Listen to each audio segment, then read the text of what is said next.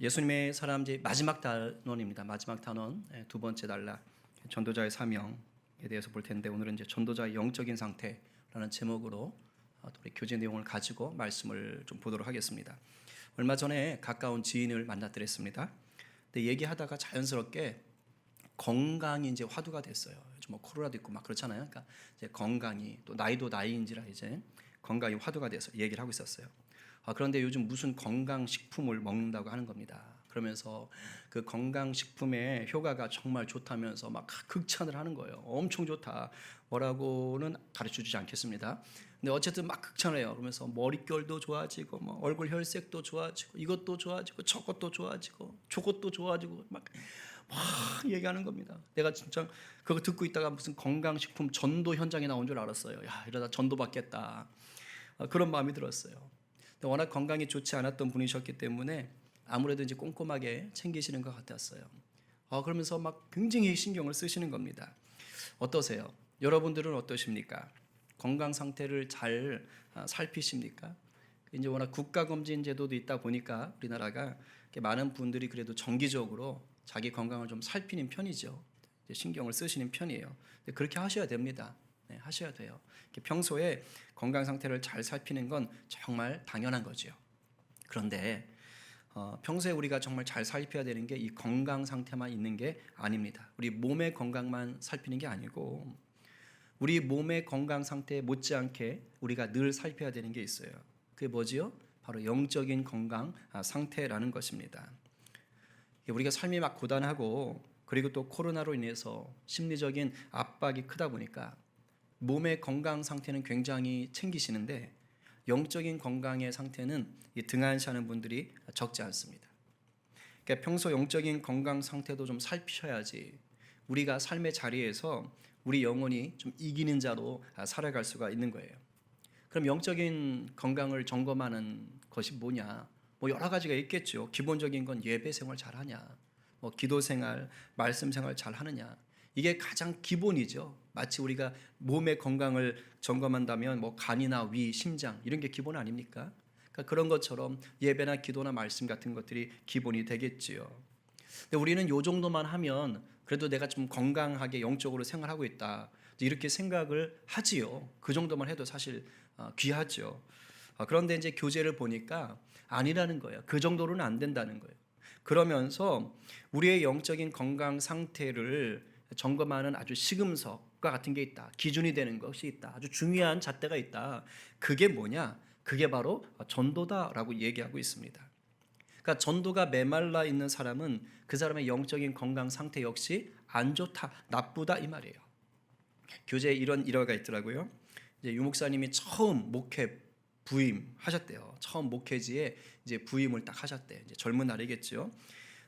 근데 부임 얼마 후에 이제 아마 30대 첫 담임 가셨을 거예요. 그러면 그 의욕적으로 이제 하시는 거죠. 그래가지고 성도들에게 자, 이제 주일 예배 끝나고 다 온 성도 전도를 나가겠습니다. 축호 전도 아시죠? 집집마다 다니는 거. 전도를 나가겠습니다. 이렇게 하셨답니다. 그런데 그날이 다가왔어요. 네, 놀라운 일이 벌어졌답니다. 평소 주일이 되면 예배 끝나고 성도들이 집에 안 갔대요. 다 남아서 점심을 다 먹고 갔답니다. 근데 그날따라 이상하게 유독 성도들이 집안일이 많더래요. 결혼식이 있어서 뭐가 있어 뭐 그래가지고 다 가고 없더래요. 전도해야 되는데 밥도 안 먹고 다 가더래요. 그래서 놀랍다. 그래서 무슨 일이 갑자기 이렇게 겹쳤지? 그래서 할 수 없이 못 나갔대요. 그래서 다음 주로 연기를 하고 이제 그 다음 주에 전도를 나가기로 하고 이제 그 다음 주가 됐습니다. 어떻게 됐을까요? 똑같더랍니다. 이상하게 성도들이 2주 연속 다 바쁘시더래요. 밥을 안 먹고 다 가시더랍니다. 그래서 몇 분만 남았대요. 저희 몇 분을 데리고 전도를 하러 갔다. 이제 이런 씁쓸한 일화를 적어놨어요. 근데 사실 그게 어디 그분만의 일이겠어요? 우리나라의 대부분 교회와 성도들의 이게 민낯입니다. 이게 우리들의 모습일 수 있어요. 그렇게 따지면 어쩌면 우리 한국교회 영적인 건강 상태가 문제가 있다는 말이기도 하죠. 그래서 이 전도가 우리 영적인 상태에 확인을 해주는 거예요. 점검을 해주는 거예요. 교재는 3가지 정도를 얘기하더라고요. 전도를 통해서 우리가 영적인 건강 상태를 어떻게 파악할 수 있는가. 첫 번째는 뭐냐? 내가 정말로 주님을 진정 사랑하는지를 점검하는 이 잣대가 바로 전도가 된다는 거예요. 요한복음 21장 15절부터 17절 우리가 읽었던 내용입니다. 읽었던 내용인데 다시 한번 우리 전체 문맥을 좀 한번 같이 너무도 귀한 본문이니까 다시 한번 받아보도록 하겠습니다. 우리 다 함께 한번 읽어보지요. 자, 시작. 그들이 조각 먹은 후에 예수께서 시몬 베드로에게 이르시되 요한의 아들 시몬아 네가 이 사람들보다 나를 더 사랑하느냐 하시니 이르되 주님 그러하나이다. 내가 주님을 사랑하는 줄 주님께서 아시나이다. 이르시되 내 어린 양을 먹이라 하시고 또 두 번째 이르시되 요한의 아들 시몬아 네가 나를 사랑하느냐 하시니 이르되 주님 그러하나이다. 내가 주님을 사랑하는 줄 주님께서 아시나이다. 이르시되 내 양을 치라 하시고 세 번째 이르시되 요한의 아들 시몬아 네가 나를 사랑하느냐 하시니 주께서 세 번째 네가 나를 사랑하느냐 하심으로 베드로가 근심하여 이르되 주님 모든 것을 아시오매 내가 주님을 사랑하는 줄을 주님께서 아시나이다.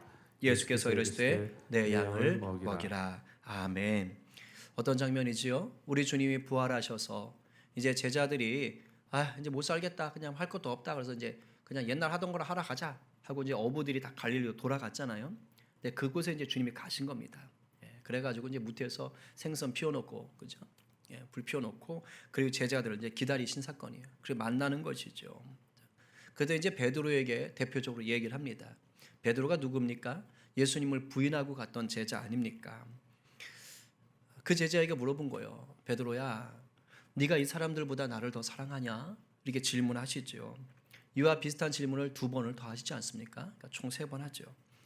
근데 베드로가 이렇게 대답합니다. 아이고 주님 무슨 말 하신 거예요? 아시잖아요. 주님도 아시잖아요. 제가 주님 얼마나 사랑하는지 주님이 더 잘 아시잖아요. 뭘 그런 걸 물어보세요? 이렇게 대답을 합니다. 그러니까 거기에 대해서 우리 주님께서 뭐라고 하시는 거예요? 그래? 그럼 너가 내 양을 쳐라. 내 양을 먹여라. 이렇게 말씀을 하시는 겁니다. 자, 내 양을 먹이라, 내 양을 치라는 뜻이 뭘까요?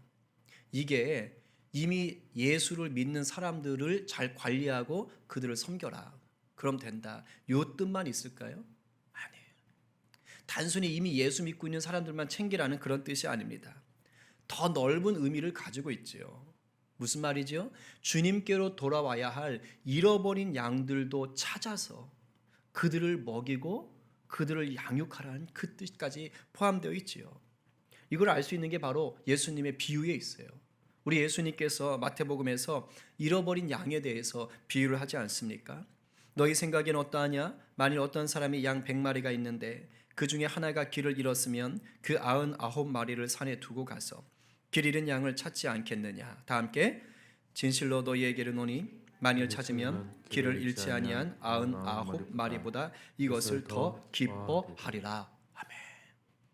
물론 99마리가 귀하지요. 주님 품 안에 있는 그 99마리가 귀하지요. 그러나 우리 주님 뭐예요? 그 주님 품을 떠난 그 한 마리 잃어버린 양, 그 양을 찾았을 때 그 기쁨은 말로 형용할 수가 없다는 것입니다.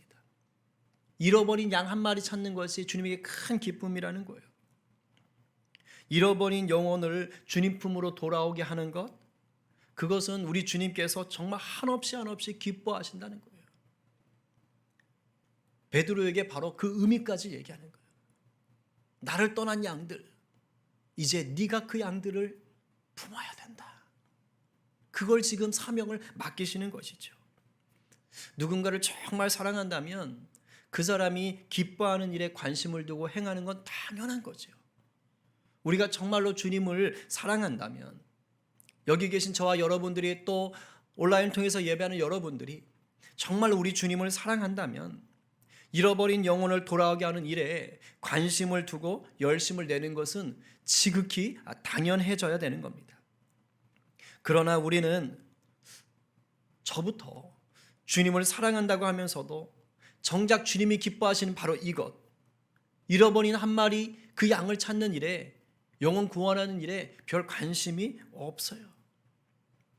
그렇다면 어찌 생각해 보면 우리는 주님을 정말로 사랑하는 자가 아닌 거예요. 주님을 이용하려고 하는 자일 수도 있는 거예요. 주님이 정말 기뻐하시는 일에는 별 관심이 없고 그냥 내가 열심히 기도해서 응답받고 그 주님이 주신다는 놀라운 샬롬 뭐 그것도 좀 누리고 이왕이면 이 세상에서의 복도 좀 누렸으면 좋겠네. 그냥 거기에만 신경 쓰고 있는 어쩌면 우리들의 현 주소인지도 모르는 거예요. 내 기쁨을 위해서 우리 주님을 이용하는 자로 살고 있는지도 모른다 이 말입니다. 정말 주님을 사랑하십니까? 그렇다면 주님이 기뻐하시는 이 영혼 구원에 대해서 전도하는 일에 대해서 우리가 관심과 열심을 내는 그런 저와 여러분 되기를 간절히 소망합니다. 그러니까 이런 게 있잖아요. 일단 나가는 걸 둘째치고라도 막 마음에 엄청난 부담이 있어야 돼요. 막 도전이 있고 주님 제가 이렇게 살면 안 되죠. 정말 한 영혼이라도 구해야 되죠. 이런 것들이 막 모아질 때 성령께서 일을 이제 하시기 시작하는. 자, 두 번째는 뭐냐? 내가 영적인 떠돌이는 아닌지를 점검할 수 있어요. 이 전도를 통해서. 그 어릴 때 이제 여기 계신 분들은 우리 저 청년들은 안 해봤을 것 같은데 했겠다. 집 앞에 시냇물이 있으니까. 어릴 때 종이배 접어 보셨죠? 안 접어 보신 표정들이시네. 종이배 접어서 이렇게 시냇물에 이렇게 띄워놓고 놀아보지 않으셨어요? 다 고급지게 노셨나 보다. 저는 이렇게 해봤어요. 종이배 해가지고 이렇게 띄워놓고 해봤는데 그렇게 종이배를 띄워놓으면 종이배가 그냥 지멋대로 왔다 갔다 합니다. 그냥 물결 따라 왔다 갔다 하는 거죠. 왜요? 모터가 없잖아요. 그러니까 자기가 주도적으로 어디 갈 수가 없어요. 그러니까 종이배는 그냥 물결 가는 대로 여기 갔다 저기 갔다 물살 좀 세면 뒤집어지기도 하고 그런 겁니다. 그러니까 이 종이배는 뭐냐? 목적지도 목표도 없어요. 그냥 환경 따라 움직이는 것뿐입니다. 많은 성도들이 이 세상을 살아갈 때는 목적도 있고 목표도 세워서 잘 삽니다. 나름 열심히 살려고 해요. 그런데 이상하게 영적인 생활을 하는 데 있어서는 이 종이배처럼 사는 경우가 왕왕 있습니다. 그냥 내가 심각한 죄 짓지 않고 뭐 방탕하게 살지 않으면 그 정도면 됐어. 그 정도면 괜찮은 신앙이야. 그냥 그걸로 좋게. 그냥 그렇게 사는 게 최고지. 그러면서 그냥 1년, 5년, 10년, 20년 그렇게 습관적으로 교회를 오가는 분들이 꽤 많은 거예요. 근데 이렇게 신앙생활을 하다 보면 믿음이 자라는 게 아니고요. 이상하게 우리가 다 느끼잖아요. 신앙생활을 오래 하면 할수록 뭔가 마음이 식어지는 것, 메말라지는 것을 느끼는 경우가 있는 거예요. 언제가 제일 뜨겁냐? 처음 예수님 만났을 때가 제일 뜨겁죠. 그렇죠? 근데 신학생도 똑같아요. 신학생도 1학년 때가 제일 뜨거워요. 막 그땐 다 부흥사예요.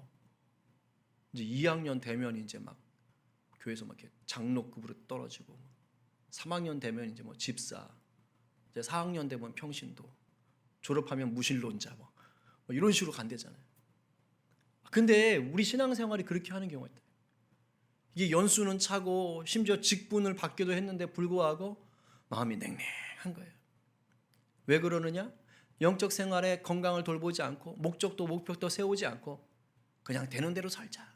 종이배처럼 살자. 그럼 오히려 믿음이 더 깎이는 거예요.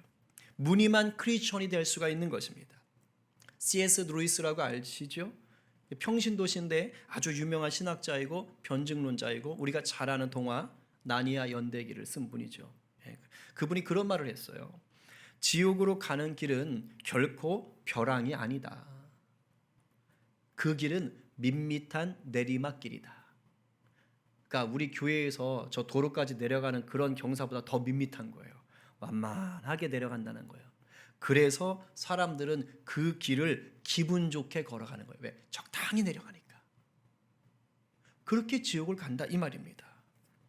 신앙생활에 아무런 목표도 열정도 없다면 그것은 그야말로 기분 좋게 내리막길을 걷는 것과 같아질 수 있다는 것입니다. 만약에 내가 교회 가지 않는데, 요즘은 코로나라 더 심할 수 있죠. 예배 드리지 않는데, 기도하지 않는데 별다른 문제가 없는 것처럼 느껴진다. 그당 내 삶에 아무 이상이 없고 그렇게 괜찮은 것 같아. 그냥 그렇게 넘어가는 것 같다. 혹시 그런 분 우리 교회는 없겠죠. 그런데 만에 하나라도 있다면 그것은 지금 내가 영적인 내리막길을 즐겁게 가고 있다는 증거일 수 있습니다. 근데 영적으로 죽어 있고 주님의 영광을 위한 목표 의식이 없다. 이런 사람의 특징이 뭐냐? 전도의 열정이 없다는 거예요. 전도의 열정이 없다는 거예요. 그래서 전도도요, 교회 처음 나온 사람들이 제일 열심히 한다고 그래요. 오래를 했을까 어려워요. 왜냐면 주변에 믿는 사람들이 거의 없고 안 믿는 사람들이 거의 없죠. 죄다 믿는 사람들 뿐이고 그런 사람들과 관계하니까 더 힘들 수도 있는데 그냥 갈수록 힘들어지는 거예요. 영적으로 죽어 있으면 건강 상태가 안 좋으면 전도의 열정도 식어버리는 거예요. 그런 점에서 전도에 관심이 없는 자는 뭡니까? 그냥 종이배처럼 떠도는 자일 수밖에 없다라는 것입니다. 그러나 우리 신앙에 전도의 불이 붙으면 어떻게 되는 거예요? 영적인 열정이 생기고 막 주님의 영광을 위한 목표가 생기는 거예요. 그래서 우리 막 젊을 때 집회 같은 거 하면 강사님이 선교사로 지원하실 분 일어나십시오. 그럼 막 벌떡벌떡 일어나잖아요. 그래서 후회하지만 이제 중국 일어나세요. 그럼 막 중국어도 못하면서 주님 일단 제가 아프리카 그러면 뭐 일어나잖아요. 그러면서 이제 목적이 생기고 목표가 생기는 거예요. 그래서 이제 중국어 학원 등록하고 이러는 거 아닙니까? 그러면서 인생을 또 끌어가시는 거예요. 그런 역사들이 있다니까요. 그런 역사들이 있어요. 그렇기 때문에 혹 아직 주님과의 인격적인 친밀함이 좀 부족하고 그냥 전도가 마냥 어렵게만 느껴져도요. 우리가 전도에 도전을 해야 한다는 것입니다. 전도가 부담스러워서 포기하는 것과 부담스럽지만 도전하려고 하는 것은 아주 큰 차이예요. 당장 전도지 들고 직접 나가지 못했어도 아직은 옆집 사람에게 말하지 못했어도 그냥 내가 포기하고 사는 거하고 계속 마음속에 이 불을 계속 이 군불을 지피는 거하고는 전혀 다르다는 거예요. 포기하고 사는 건 영적으로 건강히 죽어가고 있다는 뜻이에요.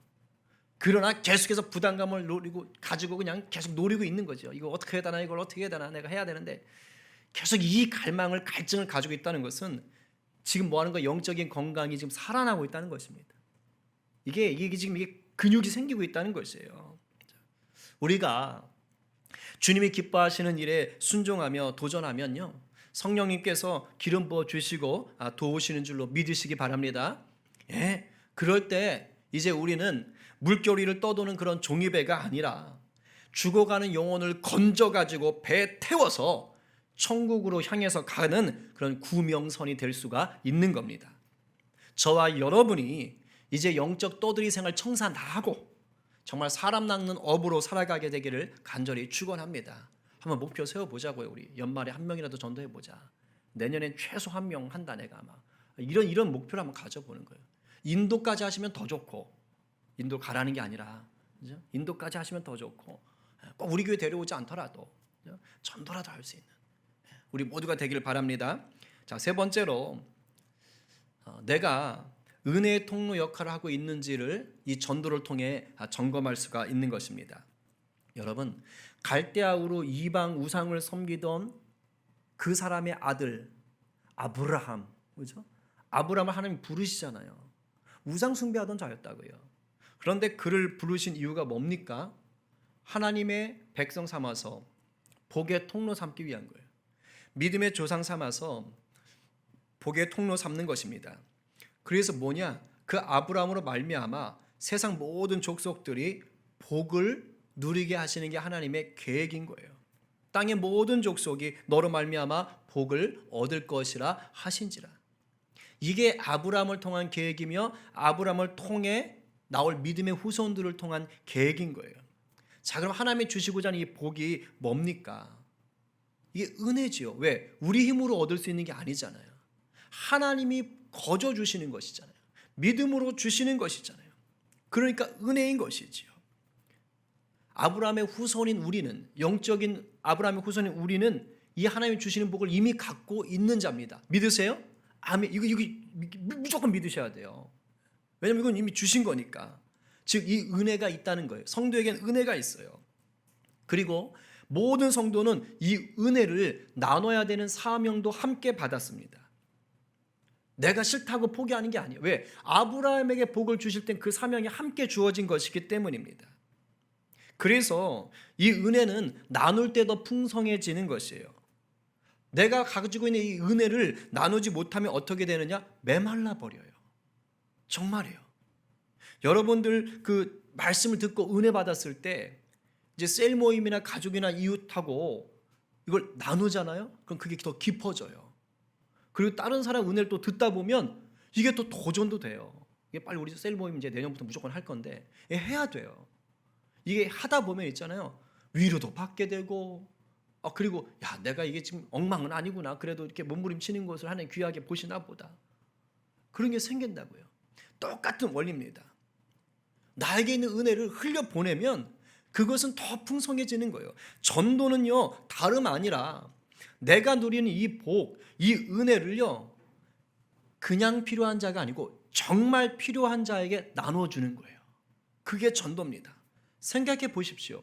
예수님을 모르는 자들보다 예수 생명 십자가의 은혜가 더 필요한 자들이 어디 있겠어요? 예수 생명, 예수 십자가의 은혜가 제일 필요한 자들은 아직 예수를 모르는 자들이잖아요. 그들에게 내가 먼저 예수 생명 가진 것, 내게 있는 십자가의 은혜를 나누는 것, 그들에게 정말 필요한 것을 내가 흘려보내는 것이죠. 그런 점에서 전도하는 것은 내가 은혜의 통로 역할을 잘 감당하고 있다라는 증거가 되는 거예요. 여러분 이스라엘 우리가 먼저 공부도 많이 해서 잘 아실 거예요. 이스라엘은 두 개의 바다라고 불리는 호수가 있죠. 저 위쪽에 있는 게 뭡니까?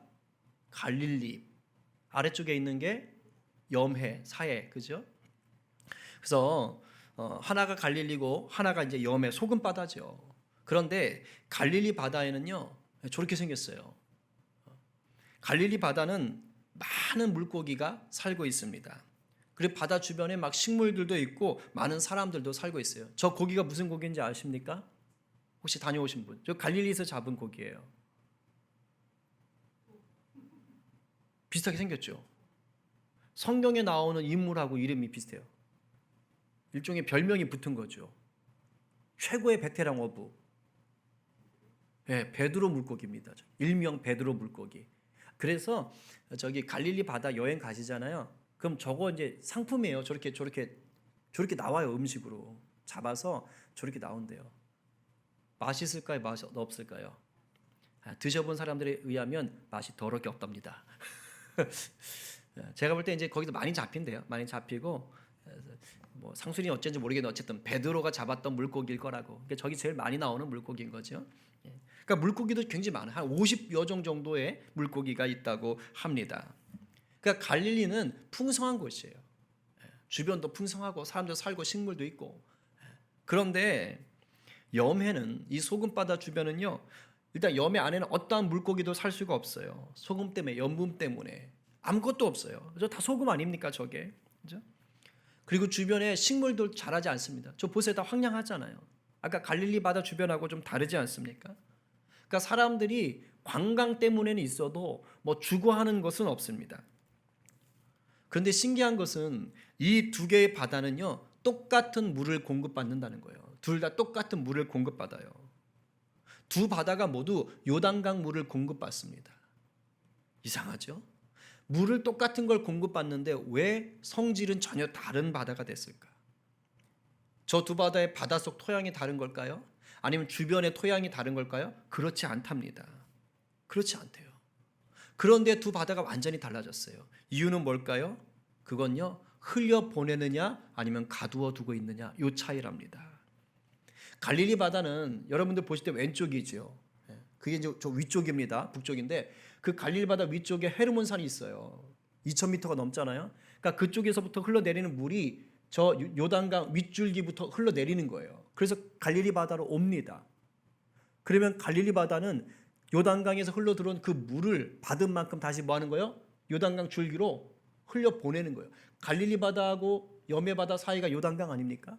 그러니까 그걸로 흘려보내는 거예요. 내가 받은 만큼 계속해서 흘려줘요. 받은 만큼 나눠줍니다. 그렇게 해서 요단강 물이 어디로 가는 거예요? 염해로 가는 거예요. 그런데 이 소금바다는요 요단강을 받기만 하고 흘려보내지를 않습니다. 조금 더 흘려보내지 않아요. 그냥 가둬놓고 내가 다 가질 거야 하고 나눠주질 않아요. 그런데 그렇게 해서 풍요로운 바다가 됐느냐? 아니요. 죽어버린 바다가 됐어요. 그래서 이름이 사해 아닙니까? 죽은 바다라고 해서 달라지는 거예요. 흘려보내느냐 가두어뒀느냐에 따라서 달라지는 거예요. 여러분 언제나 생명력이 가득한 영적인 건강을 유지하고 싶으세요? 예수 생명 십자가 은혜를요 죽어가는 영혼들에게 흘려보내십시오. 잃어버린 양들에게 나눠주시기 바랍니다. 그러면 나도 건강해지지만 죽어가는 영혼도 살려낼 수가 있는 겁니다. 이제 정리하려고 해요. 전도는 우리의 영적인 건강 상태를 점검해주는 아주 중요한 시금석입니다. 그런데 안타깝게도 우리나라에서 살아가는 성도들에게는 유독 이 전도라는 영양분이 부족해요. 이 영적인 영양분이, 이 전도라는 영양분이 부족해요. 그런데도 이 전도라는 영적 영양분이 부족한데도 불구하고 아픈 줄을 몰라요. 답답해하지를 않아요. 전도에 있어서는 마치 영적인 나병에 걸린 사람들처럼 살고 있다 이겁니다. 안 그래도 코로나로 인해서 전도하는 게 더더욱 부담스러운 지금 시기예요. 요즘 뭐 또 오미크론인가 그것 때문에 막 교회가 난리죠. 아주 그냥. 근데 이런 시기에 왜 이런 설교를 하게 하셨을까? 참 하나님도 야속하시지. 근데 제가 준비를 하면서 물었어요. 하나님 지금 분위기가 영 아니에요. 이게 코로나가 아니어도 사실 부담스러운 설교인데 코로나 시기에 이게 참 전도라니요. 거기다 오미크론 아시잖아요. 하나님 지금 완전히 이거 어디 가서 밥을 못 먹겠어요. 그냥 남들이 뭐라고 할까 봐 TV 보면서. 제가 이걸 말씀을 준비하다가 하나님 근데 하나님이 그런 마음을 주시더라고요. 그래서 다 죽어가고 있다 이래게. 그래서 성도들이 다 죽어가고 있다. 다시 불을 붙여야지. 저와 여러분의 영혼을 살리시려고 지금 이 말씀을 주시는 줄로 믿으시기 바랍니다. 그리고요 또 하나는 뭐냐면 지금 사망의 불길을 향해 미친 듯이 달려가는 영혼들이 너무 많다. 너무 많다는 거예요. 이 교회가 욕을 얻어먹는 것처럼 돼버리니까 이제 사람들이 아예 닫고 사는 거예요. 그리고 교회도 위축이 돼서 제대로 복음을 못 전하고 있는 거예요. 이래 놓으니까 더 심각해지는 거예요. 이제 아예 그냥 이놈의 마귀가 에헤라 디야 좋다 하면서 그냥 쓸어가고 있는 거예요. 말씀을 준비하는 거예요. 불길로 미친 듯이 뛰어가는 사람들이 너무 많다는 거예요. 다시 도전을 받아야 된다. 하나님의 이 마음이 오늘 우리 가운데 더 강력하게 부어지기를 간절히 축복합니다.